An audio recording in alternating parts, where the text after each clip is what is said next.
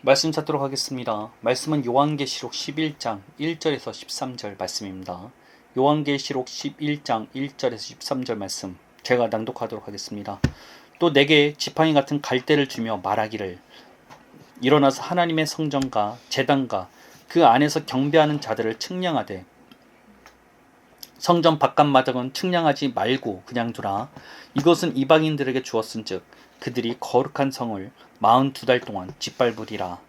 내가 나의 두 증인에게 건세를 주리니 그들이 굵은 베옷을 입고 1260일을 예언하리라. 그들이 이 땅의 주 앞에 서 있는 두 감람나무와 두 촛대니 만일 누구든지 그들을 해하고자 하면 그들의 입에서 불이 나와서 그들의 원수를 삼켜버릴 것이요 누구든지 그들을 해하고자 하면 반드시 그와 함께 죽임을 당하리라. 그들이 권능을 가지고 하늘을 닫아 그 예언을 하는 날 동안 비가 오지 못하게 하고 또 권능을 가지고 물을 피로 변하게 하고 아무 때든지 원하는 대로 여러 가지 재앙으로 땅을 치리로다. 그들이 그 증언을 마칠 때 무적행으로부터 올라오는 짐승이 그들과 더불어 전쟁을 일으켜 그들을 이기고 그들을 죽일 터인즉 그들의 시체가 큰 성길 위에 있으리니 그 성은 영적으로 하면 소돔이라 하고 애굽이라고도 하니 곧 그들의 주께서 십자가에 못 박히신 곳이라. 백성들과 족속과 방언과 나라 중에서 사람들이 그 시체를 사흘 반 동안을 보며 무덤에 장사하지 못하게 하리로다. 이 두 선지자가 땅에 사는 자들을 괴롭게 한 고로 땅에 사는 자들이 그들의 죽음을 즐거워하고 기뻐하여 서로 예물을 보내리라 하더라. 3일 반 후에 하나님께로부터 생기가 그들 속에 들어가매 그들이 발로 일어서니 구경하는 자들이 크게 두려워하더라. 하늘로부터 큰 음성이 있어 이리로 올라오라 함을 그들이 듣고 구름을 타고 하늘로 올라가니 그들의 원수들도 구경하더라. 그때 큰 지진이 나서 성 10분의 1이 무너지고 지진에 죽은 사람이 7천이라. 그 남은 자들이 두려워하여 영광을 하늘의 하나님께 돌리더라. 아멘.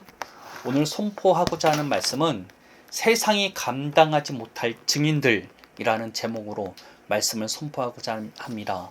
오늘 본문에서는 성전을 측량하는 부분으로 시작되게 됩니다. 그런데 독특한 부분은 성전 바깥은 측량하지 말고 그냥 두라는 것입니다. 그것은 이방인에게 넘겨주어 짓밟을 수 있게 하기 위해서라는 것입니다. 그리고 두 증인이 나타나게 됩니다. 그들은 과거 엘리야와 모세를 연상시키는 기적과 권능을 나타내게 됩니다. 대적하는 자들이 불에 삼켜지는가 하면은 비가 오지 못하게 하고 물을 피로 변하게 하는 등의 재앙들을 이 땅에 내리게 합니다. 그리고 결국에는 대적하는 자들에게 죽임을 당하게 됩니다. 그러나 두 증인은 죽은 지 3일 반 후에 부활하여 하늘로 들려 올라가게 됩니다. 성전 측량, 두 증인. 이런 이야기는 아무 상관이 없는 이야기처럼 보일 것입니다. 그러나 그것이 아니라는 것입니다. 왜냐하면 이 두 가지는 모두 앞으로 교회에 일어날 일들에 대해서 이야기하고 있기 때문입니다. 성경에서 교회는 예수를 믿는 공동체로도 불리우기도 합니다. 그리고 또한 개인으로도 지칭되기도 하죠. 즉 교회에 일어날 일들에 대해서 이야기한다는 것은 믿는 이 각자에게 일어날 일들이라는 것이기도 합니다. 그렇다면 성전은 측량할 때 바깥들만 측량하지 않고 이방인들에게 내어준다는 의미는 무엇을 말하고자 하는 것일까요? 그것은 교회, 즉 믿는 자라 할지라도 일시적인 고난을 허락하겠다는 것과 같습니다. 이는 욥기가 겪었던 고난을 생각하게 합니다. 욥은 사랑하는 가족과 재산, 건강을 모두 잃게 되었습니다. 그러나 그의 목숨만은 하나님께서 건들지 못하게 하셨죠. 교회도 그와 같다는 것입니다. 세상이 짓밟는 것 같고 핍박한다 할지라도 하나님께서 허락하신 범위 내에서만 그것이 가능하다는 것입니다. 예수님께서 마귀에게 분명히 통치권을 찾아오셨습니다. 그렇게 더 이상 마귀는 세상의 주인이 아닙니다. 그럼에도 불구하고 마귀는 아직도 자신이 세상의 주인인 양 활동하고 있는 시대가 지금입니다. 그리고 이러한 거짓된 통치는 예수님의 재림 때까지 계속해서 이어가게 될 것입니다.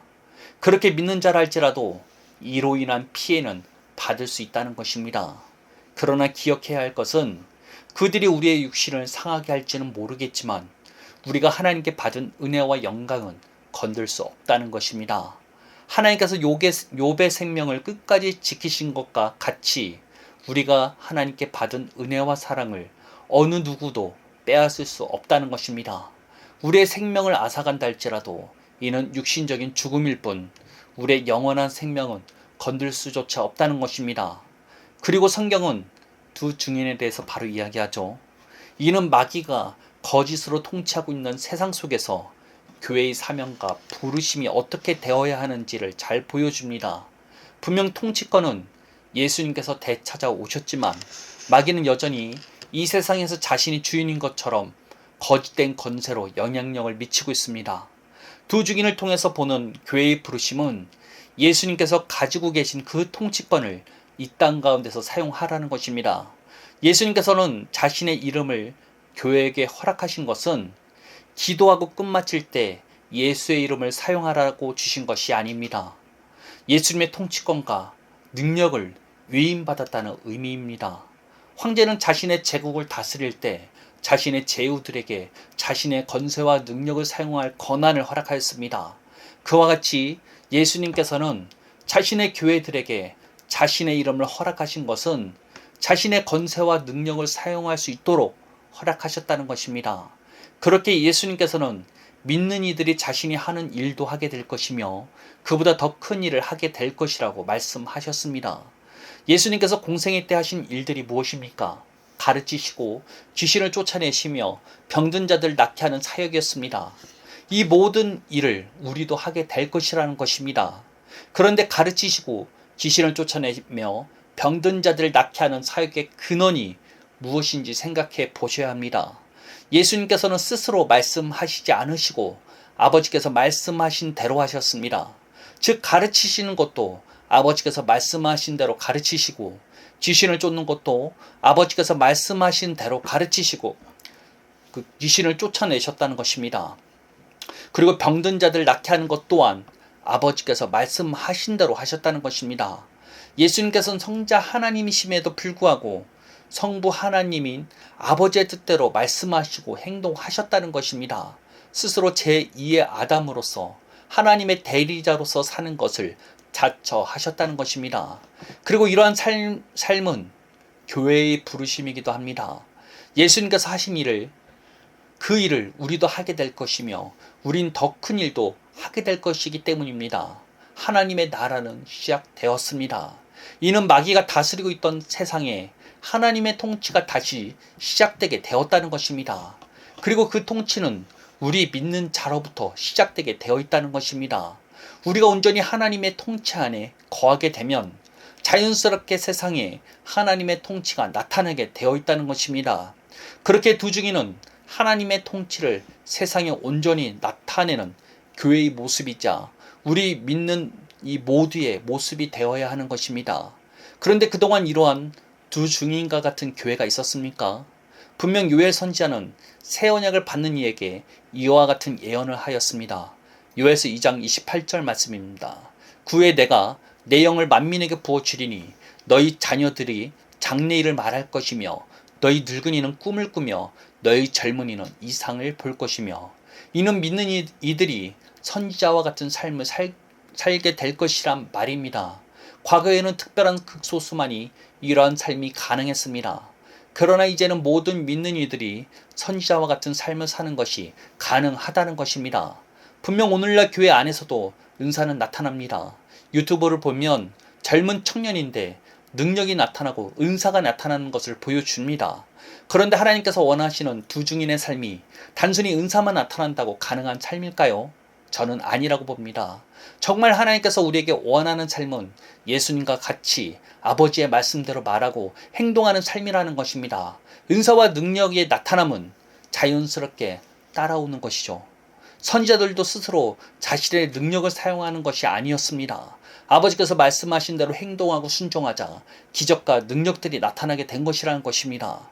우리에게는 하나님의 대리자로서 부르심이 찾아왔다는 것입니다. 꼭 은사가 나타나야만 두 증인의 삶을 사는 것이 아니라는 것입니다. 본질적인 우리의 부르심에 응답하는 자들이 되어야 하는 것입니다. 그것이 아버지께서 말씀하신 대로 말하고 행동하는 것부터 시작입니다. 그런데 이러한 부르심에 응답하지 않고 은사만 나타난다면 그것은 오히려 하나님을 대적하는 위치에 설 수밖에 없습니다. 그런데 안타깝게도 일부 은사 사역자들이 말씀의 기초 위에 서지 못하고 자신을 드러내다가 좋지 않은 결말을 맞는 경우들을 보게 됩니다. 이러한 부작용들은 성령의 은사가 오늘날에도 동일하게 나타난다는 것을 믿지 못하고 은사가 중단되었다고 보는 안타까운 신학적 입장에 오히려 힘을 실어주는 결과를 낳기도 했습니다. 교회는 교회의 부르심에 응답해야만 합니다. 우리의 부르심은 하나님을 나타내는 것입니다. 예수님께서 아버지의 말씀대로 행하셨던 것과 같이, 그리고 과거 옛적 선지자들이 하나님의 말씀대로 순종한 것과 같은 삶이 우리에게 주어졌다는 것입니다. 우리도 그와 같은 일을 할 것이며 이보다 더 큰 일을 하게 될 것이란 것입니다. 그런데 예수님을 믿으면 모두가 즉시 하나님의 음성을 들을 수 있을까요? 그렇지 않다는 것입니다. 그러나 우리 모두에게 주어지는 하나님의 음성은 존재합니다. 그것은 우리에게 주어진 새 언약의 약속, 성경을 말합니다. 오히려 이 약속을 건너뛰고 자신이 들은 음성대로 말하고 행동한다? 그것은 굉장히 위험한 것입니다. 우리가 우리에게 주어진 성경대로 말하고 행동하기 시작하면 하나님의 대리자로서의 삶이 시작되게 되어 있다는 것입니다. 마귀가 거짓으로 다스리고 있는 이 세상에 하나님의 통치가 시작되게 되어 있다는 것입니다. 그리고 더 나아가 하나님께서 예비하신 두 증인과 같은 삶들이 우리의 삶 가운데 나타나기 시작한다는 것입니다. 은사가 나타나고 기적이 일어나는 것보다 우선적으로 우리가 붙잡아야 하는 것은 우리 모두에게 주어진 로고스의 말씀대로 말하고 행동하는 데까지 나가야 하는 것입니다. 그런데 하나님과의 약속과 우리의 생각이 같을까요? 우리는 눈에 보이는 것만 믿고 반응하는 존재들이라는 것입니다. 당장 위기의 상황이 닥쳐온다면 우리는 거기에 압도당해서 끌려가는 게 우리 자신이라는 것입니다. 그렇게 끌려다니고 압도당하는 우리 자신을 말씀대로 부인해 버려야 하는 것입니다. 예수님의 십자가와 함께 우리가 죽었음을 믿음으로 받아들이고 하나님의 약속으로 우리를 주장하기 시작해야 한다는 것입니다. 그래야 우리를 향한 하나님의 통치가 가능해지게 되는 것입니다. 예수님과 선지자들이 살았던 삶이 우리에게도 가능해지게 되는 것입니다. 말씀대로 말하고 행동하시기를 바랍니다. 자신의 어떠한 생각과 판단을 가지고 있다 할지라도 그 생각하는 나 자신조차 부인해 버리고 말씀을 붙잡아야 하는 것입니다. 그 끝은 우리의 승리라는 것입니다. 비록 세상이 우리를 대적하고 죽음에까지 몰아간다 할지라도 우리는 다시 오실 그분과 함께 영원히 승리하는 삶을 살게 될 것이라는 것입니다. 마지막 때를 두려워할 필요가 없습니다. 이미 마지막 때는 시작되었습니다. 우리는 예수님께서 아버지를 나타내셨던 것처럼 우리도 예수님을 나타내는 자로서 살아가면 되는 것입니다. 내가 사는 것이 아니오 그리스도께서 사시는 것이라와 같은 말씀처럼 새 언약의 약속들만 우리 안에 가득하시기를 예수님의 이름으로 축복합니다. 그러므로 마지막 때에 두 증인의 삶을 살아가시는 성도님들 되시기를 예수님의 이름으로 축복합니다. 아멘.